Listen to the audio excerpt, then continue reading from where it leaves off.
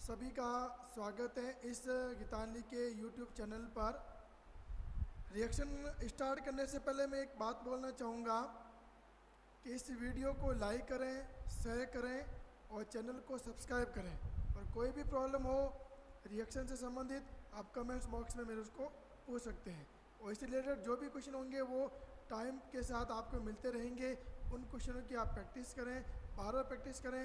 देखो, name reaction जो होती हैं वो आप एक बार पढ़ोगे, दो बार पढ़ोगे, तीन बार पढ़ोगे, भूलोगे। जैसे मान लो आपने एक रिएक्शन पढ़ी, एक से लेकर 5 तक पढ़ी, और जैसे आप 6 नंबर में गए तो पहले आप भूल जाओगे, 7वें में गए तो दूसरी भूल जाओगे। तो डेली इसको रिवाइज करें और डेली आप रिवाइज करें। तो रिवाइज करने से क्या होगा कि जो रिएक्शन आप बार बार पढ़ रहे हो आपको पता लगेगा कि 1 नंबर रिएक्शन जो पढ़ी उसमें क्या है, 2 नंबर जो रिएक्शन पढ़ी उसमें क्या है। तो ऑटोमेटिक कंपेरिजन होने लग जाएगा, आप खुद उसमें डिफ्रेंशिएट कर पाओगे, तुलना करने लग जाओगे। तो कोशिश ये करें कि एक बार आप सबकी इनकी हेडिंग पक्की याद रखें कि जैसे मान लो मैंने एल्डोर सेक्शन पढ़ी, एल्डोर कंडेंसेशन मैंने पढ़ी, तो उसके अंदर क्या होता है, अच्छा एल पैच परसेंट है। तो एल पैच परसेंट का मतलब, एल पैच का मतलब क्या, पहले वो देखें। फिर ये किसकी उपस्थिति में होता है, किसकी प्रेजेंस में होता है, और क्या क्या प्रोडक्ट बनते हैं, क्या क्या उत्पाद बनते हैं, क्या क्या उसके अंदर अभिकारक, कौन कौन से रिएक्टेंट यूज करते हैं, वो देखिए आप। फिर उस रिएक्शन की लैंग्वेज को सेट करने की कोशिश करें, तब जाके मतलब आपको एक रिएक्शन को आप परफेक्ट तरीके से आप याद कर पाओगे। वरना बहुत बार पढ़ोगे तब जाके याद होती है। इसलिए मैंने ये टॉपिक सबसे हार्ड है केमिस्ट्री का, और सबसे पहले मैंने लिया है। तो इसलिए आप डेली के ज़्यादा नहीं, 3-4 रिएक्शन डेली की डेली पढ़ें और रिवीजन करते रहें। अब बहुत सारी हो गई है तो सब मिक्स हो गई होगी, तो कोशिश करें कि वापस आप वहाँ से रिवाइज करते रहें। ठीक है, चलो अब आगे हम पढ़ते हैं लेसन नंबर 12 की name reaction number 16, Hell Volhard Zelinsky अभिक्रिया। ये राजस्थान बोर्ड 2017 के पेपर में आई थी और अब वापस आने के पूरे चांसेस हैं। हेल वोलार जेलेंस्की रिएक्शन, इसको शॉर्ट फॉर्म में HVZ भी बोलते हैं। तो कभी कभी शॉर्ट फॉर्म भी बोल लेते हैं कि HVZ रिएक्शन लिखिए, HVZ अभिक्रिया लिखिए। तो देखो इसमें क्या होता है कि हेल वोलार जेलेंस्की अभिक्रिया वो कार्बोक्सिलिक एसिड देंगे जिनके अंदर अल्फा H प्रेजेंट है। जैसे मान लो COH समूह है यहाँ पर कार्बोक्सिलिक एसिड का, तो इसके अंदर जो कार्बन है वो कौन सा कार्बन है भैया, अल्फा कार्बन, और जो H है वो कौन सा है, अल्फा H है। तो अब ध्यान रखना, जो ये CH3 है, ये जो कार्बन है वो कौन सा कार्बन है भैया, अल्फा कार्बन, और इसके ऊपर प्रेजेंट H क्या है, अल्फा H। तो यहाँ से मैं क्या करूँगा, क्या मैं CH3 कैसे लिख सकता हूँ, क्या CH2 सिंगल बॉन्ड H लिख सकते हैं। तो H क्या करेगा, एक X को लेके जाएगा, तो ये H और ये X मिलके क्या बन जाएगा यहाँ पर HX, और ये X जुड़ जाएगा इस CH2 से। तो देखो यहाँ पर H और X मिलकर क्या बना, HX। तो यहाँ से बाहर कौन निकल गया, HX, और यहाँ पे CH2 से कौन जुड़ गया, X जुड़ गया। अब ध्यान रखना, ये जो रिएक्शन है ये लाल फास्फोरस, रेड फास्फोरस की उपस्थिति में होती है, प्रेजेंस में होती है, और साथ में हेलोजन ग्रुप होता है। F2 को छोड़कर Cl2, Br2, I2, इन तीनों में से कोई भी आप हेलोजन समूह यहाँ पर, हेलोजन ग्रुप यहाँ पर आप ले सकते हैं। तो X2 मैंने X2 लिया, X2 की जगह आप Cl2 भी ले सकते हो। तो यहाँ Cl बॉन्ड Cl आ जाएगा, Br2 लोगे तो Br बॉन्ड Br आ जाएगा। तो यहाँ HCl बाहर निकल जाएगा, H बाहर निकल जाएगा, जो भी आप लोगे वो बाहर निकल जाएगा। अब देखो, जैसे मान लो, अब आप ही एक चीज़ नोट करें आप कि यहाँ पे एक X जुड़ा है, तो एक X का मतलब यहाँ पे हेलो वर्ड एक ही है, तो ये मोनो ग्रुप है, ये मोनो हेलो कार्बोक्सिलिक एसिड है। मोनो का मतलब होता है एक, वन, मोनो का मतलब क्या होता है, वन। तो ये मोनो हेलो कार्बोक्सिलिक एसिड है। तो यहाँ पर अल्फा क्यों लगा, क्योंकि ये COH से जुड़ने वाला कार्बन क्या है, अल्फा कार्बन, और अल्फा से कौन जुड़ा है, ये हेलोजन, इसलिए मैंने आगे यहाँ पे क्या लगाया है, अल्फा। तो ये हो गया अल्फा हेलो कार्बोक्सिलिक एसिड। अब देखें, फिर इसकी वापस रिएक्शन वही रेड फास्फोरस और हेलोजन के साथ में हो रही है। तो वही सेम अल्फा कार्बन से अब सेकंड हाइड्रोजन जाएगा, तो यहाँ पे अल्फा कार्बन से दूसरा H जाएगा और क्या बनाएगा, HX, वही X2 के साथ अभिक्रिया हो रही है, HX बार। तो अब जो यहाँ पे वही सेम X बॉन्ड X, और यहाँ पे कौन है, H है ये भैया। तो H और X मिलकर क्या बनाएगा, HX, और ये X यहाँ जुड़ जाएगा। तो इस CH से अब कितने X जुड़ गए, 2। कितने जुड़ गए भैया, 2। तो ये जो X है, ये जो X है वो इस H की जगह चला गया, तो CH single bond X, CH single bond X। तो यहाँ पे कितने हेलो हो गए, 2 हेलो हो गए।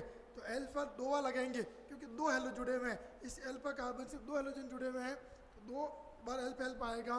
तो alpha coma alpha die hello carboxylic acid, तो ये बन जाएगा यहाँ पर प्रोडक्ट। तो ध्यान रखना यहाँ पे जो रिएक्शन बनती है, क्वेश्चन क्या बन सकता है, ये दोनों लिख के दे सकता है, ये लिख के दे सकता है, और ए पूछ लेगा फिर वापस ये लिख के दे देगा, फिर बी पूछ लेगा, ठीक है। तो ए और बी पहचानो, ये पूछ सकता है, या लैंग्वेज में पूछ सकता है सिंपल कि क्या होगा इन दोनों की अभी के एस टी परचेज में कराते तो क्या होगा, तो आपको ये रिएक्शन लिख के आनी है, ठीक है। अब 16वीं रिएक्शन 16 रिएक्शन के बाद में 17 आएगी, 17वीं आएगी कॉल्बे विद्युत अपघटन, कॉल्बे इलेक्ट्रोलाइसिस, ठीक है। तो देखो विद्युत अपघटन हमेशा ध्यान रखना कब होता है, इलेक्ट्रोलाइसिस कब होता है, जब किसी भी विलयन में एनोड कैथोड जुड़े हुए हो, जब दो इलेक्ट्रोड हो, एनोड और कैथोड, ये 12 पढ़ेंगे। चूँकि अभी नेम रिएक्शन में आ रही है तो मैं इसका बेसिक में आपको यहाँ पे नहीं बता पाऊँगा, सिर्फ रिएक्शन की बात करेंगे। लेकिन जैसे अपन चैप्टर पढ़ेंगे शुरुआत में तो ये बहुत बार आएगा इलेक्ट्रोलाइसिस वर्ड, विद्युत अपघटन 3-4 जगह वर्ड आएगा तो पूरा क्लियर हो जाएगा उस टाइम में। तो देखो इलेक्ट्रोलाइसिस यानी विद्युत अपघटन का मतलब क्या होता है, ऐसा कोई सेल या ऐसा कोई सॉल्यूशन जिसके अंदर दो इलेक्ट्रोड हम लगाते हैं, एक होगा एनोड एक होगा कैथोड, और दोनों को बैटरी के टर्मिनल से जोड़ते हैं तो उसके अंदर करंट फ्लो होती है, नहीं उसके अंदर इलेक्ट्रॉन का मूवमेंट होता है। तो इलेक्ट्रॉन का मूवमेंट होने को ही क्या बोलते हैं, इलेक्ट्रोलाइसिस, यानी वो टूट रहा है, वो टूट रहा है, वो पॉजिटिव और नेगेटिव चार्ज के अंदर वो साल्ट जो है वो टूट रहा है। वो कब टूटेगा, जब अपन किसी भी उस साल्ट को हम किसी भी एक्वा सॉल्यूशन के अंदर मिक्स करेंगे, वाटर के अंदर मिक्स करेंगे, और वाटर के अंदर मिक्स करते ही साल्ट को क्या बन जाएगा, एक्वा सॉल्यूशन। और एक्वा सॉल्यूशन का मतलब क्या हुआ, जो साल्ट पॉजिटिव और नेगेटिव आयन के अंदर टूट सकता है, वो कब टूटेगा, जब वो किसी भी वाटर के अंदर डिसॉल्व होता हो, ठीक है। तो यहाँ पर ध्यान रखें, कॉल्बे विद्युत अपघटन, कॉल्बे इलेक्ट्रोलाइसिस में हम क्या करेंगे, यहाँ सोडियम साल्ट लेंगे, और ये नाम पढ़ा रखा मैंने हेलोफॉर्म रिएक्शन के अंदर, ठीक है। तो यहाँ पे क्या होगा, sodium salt of carboxylic acid, sodium carboxylic अम्ल के सोडियम लवण के 2 मोल लेंगे, 2 अणु यहाँ पे लेंगे, और इसको मैं किसके साथ रिएक्शन करवा रहा हूँ, वाटर के साथ में, किसकी परचेज में, विद्युत अपघटन हो रहा है इसका, ठीक है। तो यहाँ पे देखो क्या याद रखना, यहाँ पर कैसे करना है, ध्यान रखना, सबसे पहले यहाँ पर ये बाहर निकली गैस, क्या बना, CO2, और यहाँ पर भी क्या बना, CO2। तो कितने CO2 बाहर निकल रहे हैं, 2 CO2 यहाँ पर ये बाहर निकल गए, 2 CO2 बाहर। अब क्या होगा, Na के ऊपर प्लस चार्ज, Na के ऊपर प्लस चार्ज, आपको पता है वाटर किस में टूटता है, H प्लस और OH माइनस, Na किस में टूटता है, Na प्लस, तो प्लस किसको लेके जाएगा, माइनस को, तो ये जो Na है और ये OH ये मिलकर क्या बनेगा, NaOH, और ये Na और OH मिलकर क्या बनेगा, NaOH। तो कितने NaOH हो गए यहाँ पर, 2 NaOH, ये तो गए 2 NaOH यहाँ पर बाहर निकल गए, क्लियर। अब देखो यहाँ पर ये CH3 आपस में जोड़ेंगे और क्या बनाएंगे, एथेन। तो CH3 एकल बॉन्ड सिंगल बॉन्ड से जोड़ेगा और क्या बनाएगा, CH3 सिंगल बॉन्ड CH3, और देखो यहाँ पर ये H भी है और ये H भी है, और H मिलकर क्या बनाएगा, H2 गैस, और CH3 सिंगल बॉन्ड CH3 मिलकर क्या बनाएंगे यहाँ पर, एथेन, क्या बनाएंगे यहाँ पर, एथेन।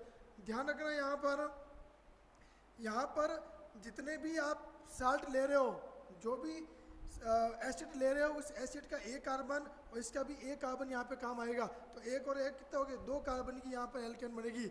सपोज यहाँ पर अगर आप यहाँ पर एथिल ग्रुप लगा दो, यानी CH3CH2COONA, तो यहाँ से 2 कार्बन और यहाँ से भी 2 कार्बन, तो कितने कार्बन की बनेगी यहाँ पर, हाइड्रोकार्बन कितने कार्बन का बनेगा, 4 कार्बन का, ये आप लोग ध्यान रखेंगे।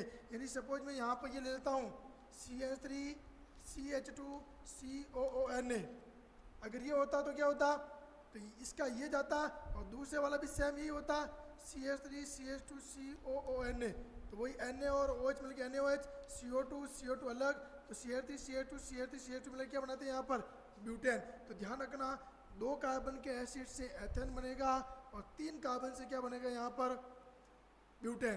तो ध्यान रखना यहाँ पर एक सिर्फ और सिर्फ एक कार्बन कम, जैसे मान लो यहाँ पर ये CH3CONA है, तो इसका एक कार्बन कम कर दो, तो 2 कार्बन है, 2 कार्बन के पीछे कितना, एक कार्बन, तो एक कार्बन का डबल क्या हुआ, एथेन। सपोज यहाँ पे 3 कार्बन लेते हो, तो 3 कार्बन का CO2 अलग कर दो, पीछे कितने कार्बन बचे, 2, तो 2 कार्बन का डबल क्या हो गया, ब्यूटेन। और सपोज यहाँ पे 4 कार्बन का होता, तो यहाँ पे 4 कार्बन का ग्रुप होता, तो एक कार्बन कम कर दो, पीछे कितने बचे, 3 कार्बन, 3 कार्बन का डबल क्या हो गया, हेक्सेन, तो वहाँ पे ये हेक्सेन बनती, क्लियर।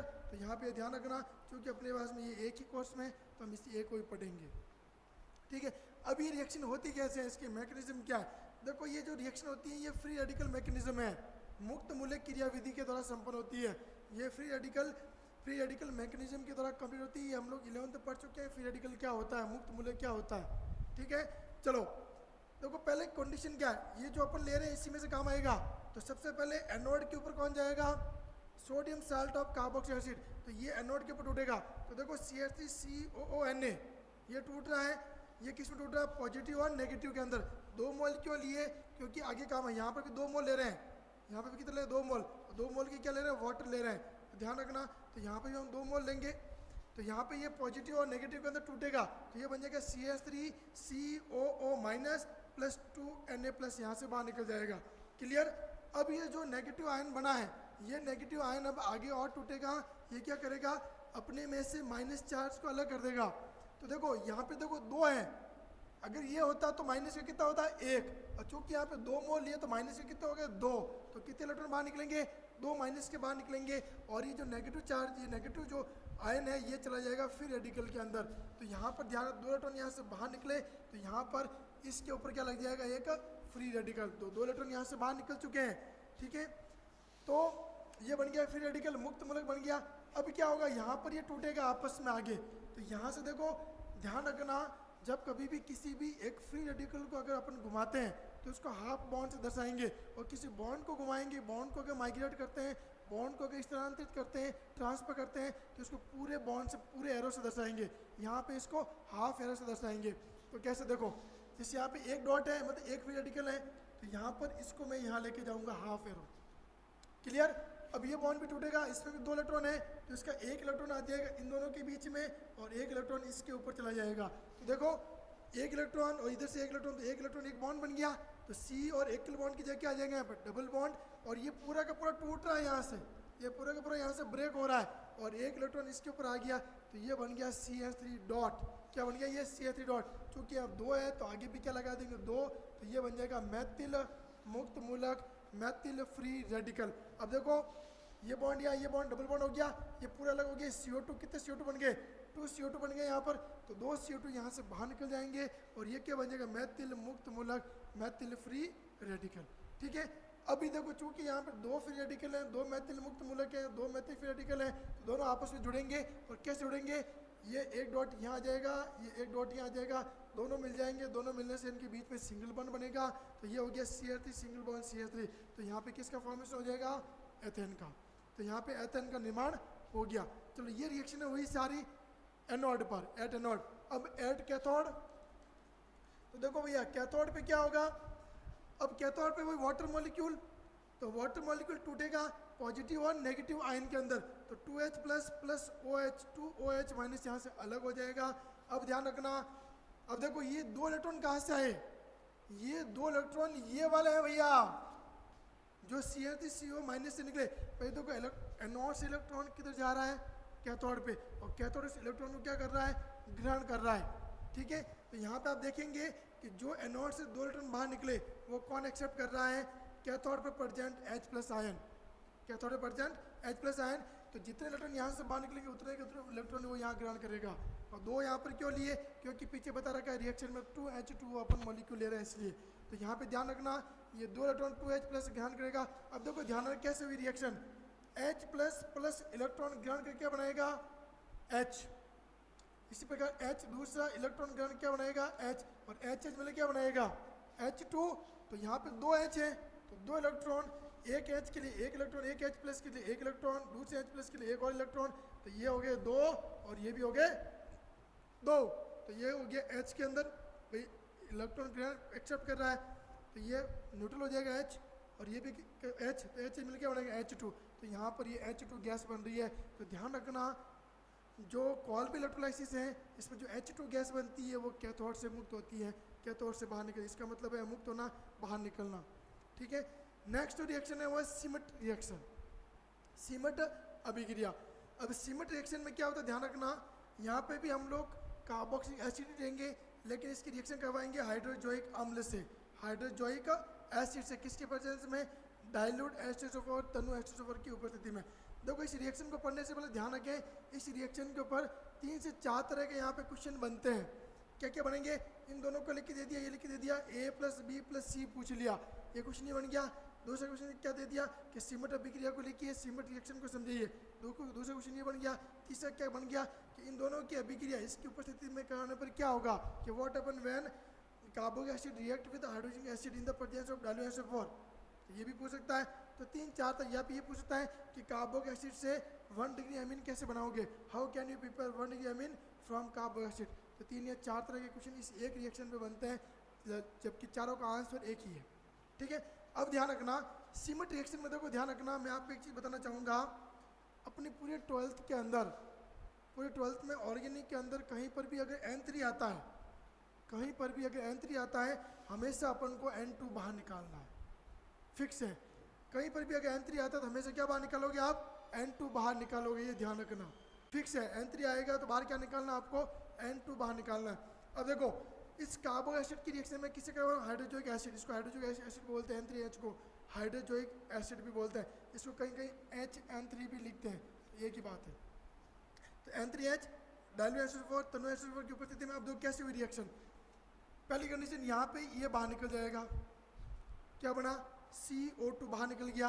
अब मैंने बता रखा N3 है तो मतलब क्या बाहर निकलेगा, N2 बाहर निकल गया। तो पीछे क्या बचा, यहाँ तो एक N बचा और एक H बचा, और यहाँ पर भी क्या बचा, एक H और एक CH3, ये तो बचा। देखो CO2 बाहर निकल चुका है, N2 बाहर निकल चुका है, तो यहाँ पे बचा CH3, ये H का H, और यहाँ पे एक N और एक H बचा। तो ये दोनों मिलकर बनाएंगे NH2 और CH3 के साथ जुड़ गया बनाएंगे CH3NH2। इसको अपन क्या बोलते हैं, 1 डिग्री अमीन। तो ध्यान रखना सीमेंट रिएक्शन अपने 2021 बोर्ड पेपर के लिए बहुत ज़्यादा इंपॉर्टेंट है। इसको अच्छे से आप याद करोगे, कंपटीशन में भी यहाँ से क्वेश्चन आता है। जो कल पढ़ा और आज पढ़ी जो रिएक्शन है उस सब में यहाँ से क्वेश्चन पूछे जाते हैं। तो ध्यान रखना यहाँ पे जो अपन ने कॉल्बे जो इलेक्ट्रोलाइसिस पढ़ा है, जो कॉल्बे इलेक्ट्रोलाइसिस पढ़ा है, ये भी बहुत इंपॉर्टेंट है। इसको भी पूछ सकते हैं 2 नंबर के अंदर कि कॉल्बे विद अपटन कॉल्बे इलेक्ट्रोलाइसिस को आप समझिए। तो पूरा का पूरा आपका ये मैकेनिज्म के साथ में ये पूरी रिएक्शन आपको लिखनी है। हेल्वोलाइजेंस की रिएक्शन भी बहुत ज़्यादा इंपॉर्टेंट है, और सीमेंट अभिक्रिया चूँकि नहीं ऐड हुई है सिलेबस के अंदर, तो ये भी बहुत ज़्यादा इंपॉर्टेंट है। तो आप इसको अच्छे से पढ़ोगे, ठीक है। हाँ, नाउ अब हम पढ़ेंगे लेसन नंबर 13 की नेम रिएक्शन। 12 की कंप्लीट हो गई है। अब नेम रिएक्शन के अंदर ये लास्ट चैप्टर है, और इसके अंदर हम जो भी नेम रिएक्शन है वो रिलेटेड है वो पढ़ेंगे। तो इसके अंदर जो पहली नेम रिएक्शन है वो है अपनी अमोनिया अपघटन, जिसको बोलते हैं हॉफमान मेथड, हॉफमान विधि, ammonolysis of amine by ammonolysis of amine, Hofmann method. ठीक है, अब देखो यहाँ पर क्वेश्चन क्या बनता है, क्वेश्चन ये बनता है कि एल्किल हैलाइड, वही RX, एल्किल हैलाइड का मतलब यहाँ पे क्या भैया, RX, R का मतलब क्या है, एल्किल ग्रुप, एल्किल समूह। R की जगह क्या ले सकते हैं, मैथिल, एथिल, प्रोपिल, ब्यूटिल, कुछ भी ले सकते हैं। S का मतलब क्या, कोई भी हेलोजन, फ्लोरीन, क्लोरीन, ब्रोमीन और आयोडीन। ठीक है, तो यहाँ RX यानी एल्किल हैलाइड से चतुष्टक अमोनियम लवण, क्वाटरनी अमोनियम साल्ट, चतुष्टक अमोनियम लवण कैसे प्राप्त करोगे, ये क्वेश्चन बन सकता है। ठीक है, या फिर क्या बन सकता है, आप ये 2 लिख के देते, फिर A लिख के देते, ये लिख के देते, B लिख के देते, ये लिख के देते, C लिख के देते, और यहाँ D लिख के देते। तो ये भी क्वेश्चन बन सकता है। तो मतलब कोई मिला के आंसर वही रहेगा। क्वेश्चन 2 या 3 तरह का क्वेश्चन यहाँ पर बन सकता है, और बोर्ड में 2-3 बार रखा है पिछले 4-5 सालों में। तो को करनी कैसे इस रिएक्शन को, यहाँ पे ध्यान रखना, यहाँ पे नाभिक श्रेणी प्रतिस्थापन अभिक्रिया है। और नाभिक श्रेणी प्रतिस्थापन का अभिक्रिया मतलब क्या है कि ऐसा कोई समूह जिसके अष्टक पूर्ण है, जिसका ऑक्टेट कंप्लीट है, जिसके ऊपर लॉन पर अयुग्मित इलेक्ट्रॉन प्रेजेंट है, वो अयुग्मित इलेक्ट्रॉन क्या करेंगे, किसी भी समूह या ग्रुप के ऊपर अटैक करेंगे, आक्रमण करेंगे, और वहाँ से किस समूह को रिप्लेस करेंगे और खुद उसकी जगह जाकर लग जाएंगे। तो देखो यहाँ पर नाभिक श्रेणी प्रतिस्थापन, न्यूक्लियोफिलिक सब्स्टिट्यूशन रिएक्शन कैसे हो रही है, देखें आप। क्या मैं इस NH3 को ऐसे लिख सकता हूँ, क्या H बॉन्ड NH2 लिख सकते हैं, और N के ऊपर क्या प्रेजेंट है, लॉन पेयर। तो ये जो लॉन पेयर ये क्या करेंगे, इस CH3 के ऊपर अटैक करेंगे। तो CH3 के ऊपर अटैक करते इसकी वैलेंसी होगी 5। भाई 4 तो ही है, 4 और ये जुड़ जाएगा 5, तो 5 पॉसिबल नहीं है। यहाँ से बाहर कौन निकल जाएगा, I, और यहाँ से बाहर कौन निकल जाएगा, H। तो H और I मिल गया बनेगा HI, और NH2 जुड़ जाएगा CH3 से, और ये बन गया CH3CNH2, और इसको क्या बोलेंगे हम लोग, 1 डिग्री एमीन। तो देख सकते हैं आप, इसकी जो लॉन पेयर है, अयुग्मित जो इलेक्ट्रॉन है वो इस CH3 के ऊपर अटैक कर रहे हैं, और H और I मिल के HI बाहर निकल गया, NH2 से जुड़ गया, तो बन गया CH3NH2। अब क्या होगा नेक्स्ट स्टेप के अंदर, वो ये लॉन पेयर है, ये इसके ऊपर अटैक करेगा तो यहाँ से बाहर को निकलेगा आई, और यहाँ से एक एच बार, एच और आई मिल क्या बनेगा एच आई, तो यहाँ से बाहर क्या निकल जाएगा एच आई, और CH3 जुड़ जाएगा इस NH से, क्योंकि NH2 का अब NH ही बचा है, एक एच यहाँ निकल गया बाहर, तो ये बन गया 2 डिग्री अमीन। देखो 1 डिग्री 2 डिग्री 3 डिग्री मैंने मतलब बता रखा है। अगर किसी भी NH2 से एक कार्बन जुड़ा है, नाइट्रोजन से एक कार्बन जुड़ा तो 1 डिग्री, और N से अगर 2 कार्बन जुड़ा तो 2 डिग्री, और N से अगर 3 कार्बन जुड़ा तो उसको क्या बोलेंगे हम लोग 3 डिग्री अमीन। ठीक है, तो यहाँ 2 डिग्री अमीन बन गया, क्योंकि NH2 समूह से कितने जुड़े हुए हैं कार्बन 2 जुड़े हुए हैं, तो ये 2 डिग्री अमीन। अब वापस वही एल्किल मेथिल आयोडाइड लेंगे, वही एल्किल हैलाइड मेथिल आयोडाइड लेंगे। अब यहाँ पे क्या होगा, ये H और ये I मिलके क्या बना जाएगा HI, और CH3 जुड़ जाएगा इस N से, तो क्या हो गया CH3N CH3 CH3, तो इसको बोलेंगे 3 डिग्री अमीन। अब देखें, अब वापस इसकी रिएक्शन करवा रहा है वही CH3I से, लेकिन चूंकि यहाँ इस N के ऊपर एक भी H परसेंट नहीं है, तो अब यहाँ पर HI बाहर नहीं निकलेगा। देखो सब जगह H परसेंट था, यहाँ पे 2 H थे तो HI निकल गया, फिर यहाँ एक और H बचा था, एक HI और निकल गया। अब यहाँ पे एक भी H परसेंट नहीं है N के साथ में, तो यहाँ पर जब CH3I से अभिक्रिया करवाएंगे तो यहाँ पर देखो क्या होगा, यहाँ पर ये CH3 जो है वो N से जुड़ जाएगा, और आपको पता है कि N अगर 4 बॉन्ड बनाता है तो N के ऊपर चार्ज क्या आएगा पॉजिटिव। पता आप लोगों को सभी को कि N देखो CH3 से जुड़ेगा तो N के साथ में कितने बॉन्ड हो गए 1 2 3 4, तो ये N, तो इस पूरे के ऊपर चार्ज क्या रहेगा पॉजिटिव, और I के ऊपर चार्ज क्या होता है नेगेटिव। तो ये पॉजिटिव नेगेटिव का मतलब क्या बन गया, यहाँ पर एक साल्ट बन गया, एक लवण बन गया, जिसको बोलते हैं quaternary ammonium salt, quaternary ammonium salt. देखो ये नाम कैसे पड़ा, आपको पता है कि अमोनियम का फॉर्मूला क्या होता है NH4+, NH4+ ये होता है। अब देखो NH4+, इसको बोलते हैं अमोनियम।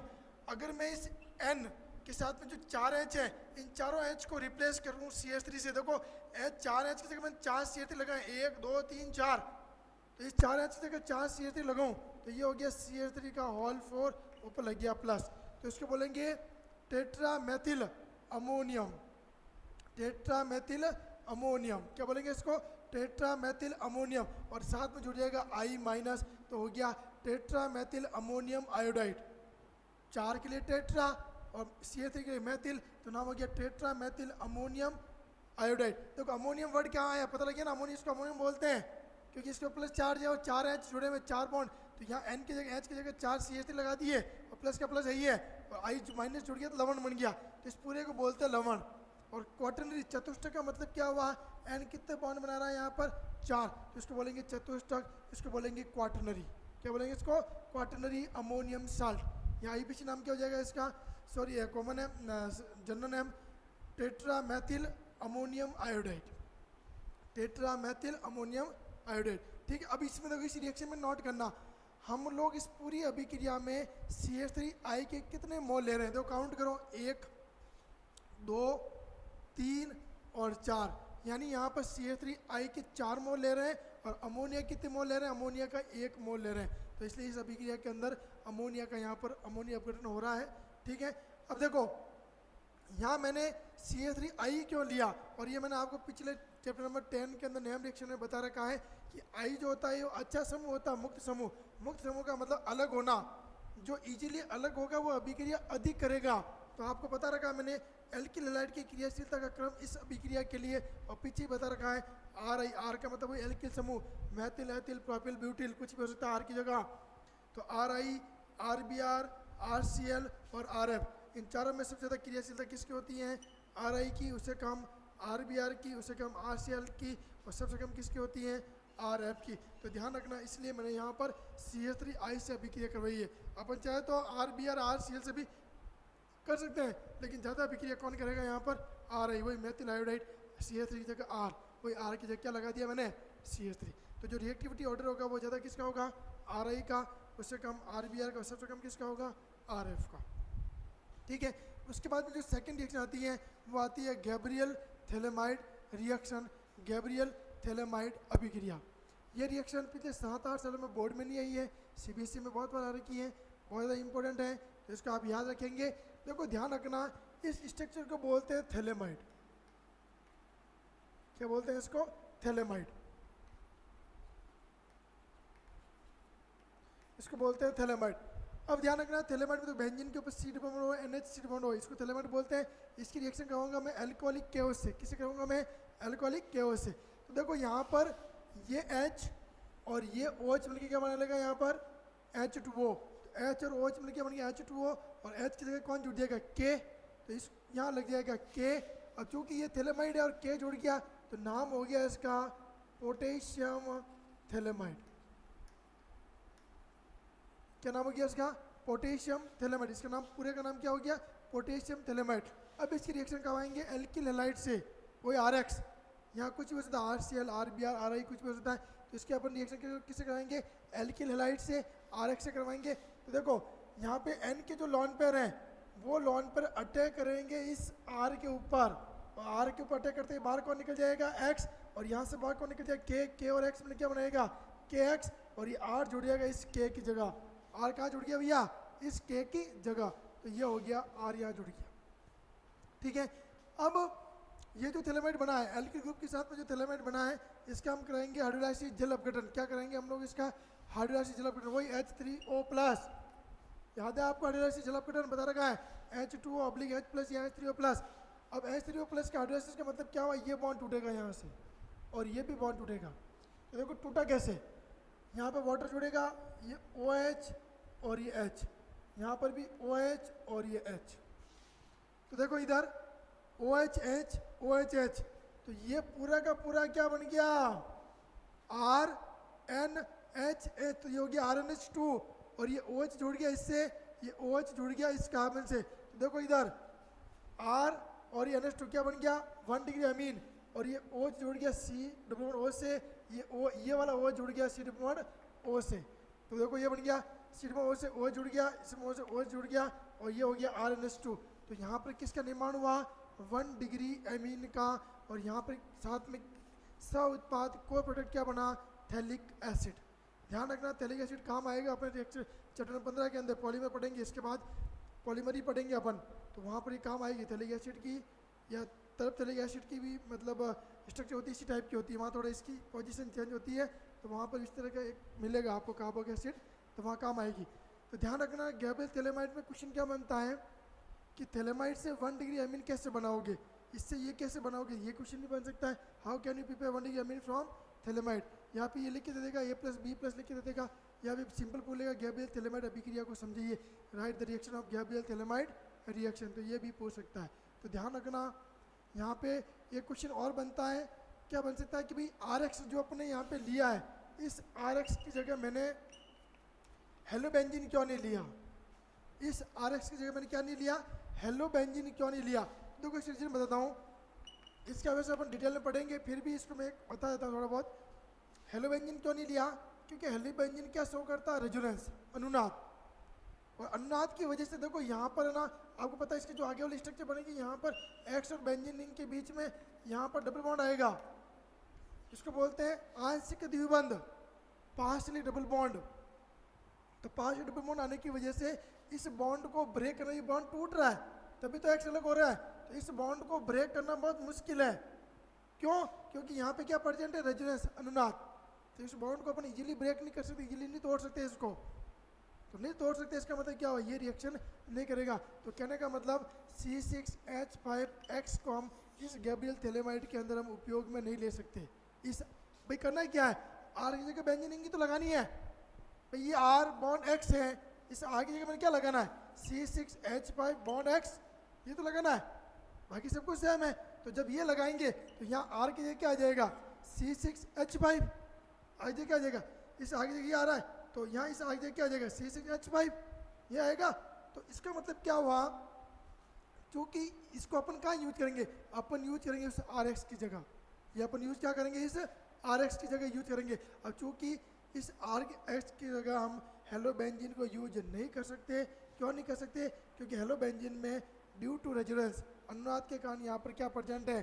पार्शियली डबल बॉन्ड, आंशिक द्विबंध आ जाते हैं अनुनाद के कारण, इस वजह से इसको उपयोग में नहीं ला सकते। ध्यान रखना ये रिएक्शन बहुत इंपॉर्टेंट है। आपको ये भी क्वेश्चन पूछ सकते हैं कि गैब्रियल थैलेमाइड में RX की जगह C6H5X का उपयोग क्यों नहीं करते, तो आंसर ये लिखना है। ठीक है, ओके।